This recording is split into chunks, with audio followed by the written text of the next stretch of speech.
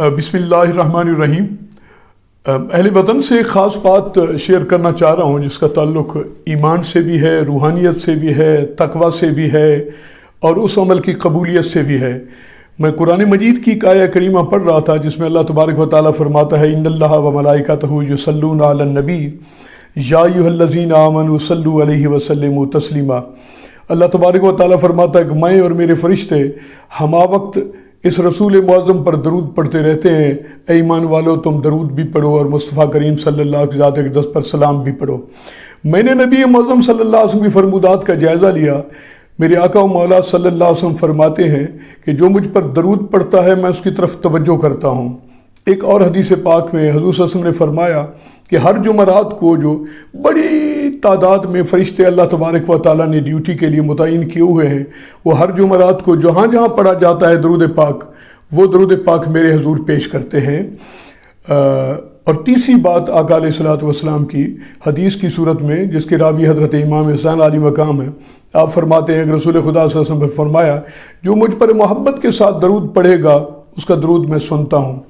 عزیز دوستو، اس وقت جس فرسٹریشن میں قوم مبتلا ہے، میں ایمانداری سے کہتا ہوں یہ آزمودہ نسخہ ہے۔ اگر اہل وطن ہر گھر میں ہفتے میں صرف آدھے گھنٹے کے لیے اپنی فیملی کے ساتھ بیٹھ کر اپنے آقا و مولا حضرت محمد مصطفیٰ صلی اللہ کی ذات اقدس پر درود پاک تمام فیملی ممبرز پڑھیں تو فرسٹریشن ہے، ناچاکیاں ہیں، بے چینیاں ہیں، بیماریاں ہیں، وبائیں ہیں، مصیبتیں ہیں، ہر چیز سے چھٹکارا اللہ تبارک و تعالیٰ اس عمل کے ذریعے سے اس گھر کو عطا کر دیتا ہے۔ میں اپنے دوستوں کو بھی اس عمل کی ترغیب دیتا رہتا ہوں چونکہ میں نے اس عمل کو اپنے گھر میں سٹارٹ کیا ہوا ہے اور کثیر تعداد میں ہمارے دوست اس عمل کو لے کر آگے بڑھ رہے ہیں۔ پاکستان کو بحرانوں سے بھی نکالنا ہے تو ضروری ہے کہ انسان کے اندر ایمان کی حرارت پیدا ہو، اور ایمان کی حرارت پیدا کرنے کے لیے اس سے خوبصورت عمل میری نگاہ میں کوئی نہیں ہے۔ میں اہل وطن کو ترغیب دینا چاہتا ہوں کہ آئیے ہر جمعرات کو یا ہر سوموار کو نماز مغرب کے بعد اپنے فیملی ممبرز کو بٹھائیے، پیار سے ان کو سمجھائیے، نماز پڑھنے کے بعد آدھے گھنٹے کے لیے سب کو تسبیحات پکڑا دیں، کسی بچے کو کہہ دیں وہ قرآن مجید کی تلاوت کر لے، اس کے بعد نبی معظم صلی اللہ علیہ وسلم کی ذات اقدس پر اللہ کے اس فرمان کی روشنی میں درود پاک کا سلسلہ سٹارٹ کر دیا جائے۔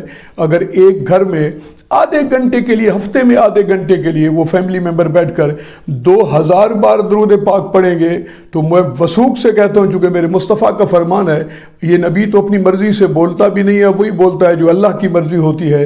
حضور فرماتے ہیں جو مجھ پر درود پڑھتا ہے میں اس کی طرف توجہ کرتا ہوں، اور جس گھر میں ہفتے میں 2000 بار درود پاک پڑھا جائے اور اس گھر کی جانب 2000 بار میرے مصطفیٰ توجہ فرمائے تو کتنی بڑی نعمت کی بات ہے۔